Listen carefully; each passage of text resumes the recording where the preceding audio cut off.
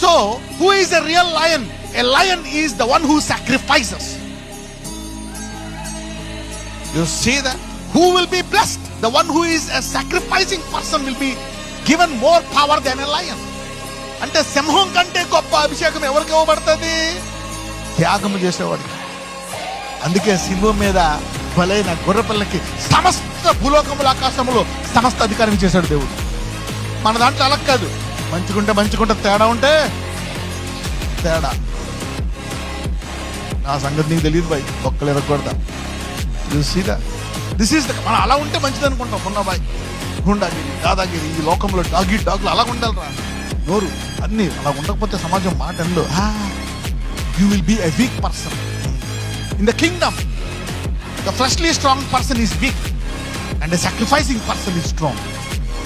ఎందుకు? గొర్రెల కాపరి శిష్యుడిగా గొర్రె అయిపోతాడు కనుక. హల్లెలూయా.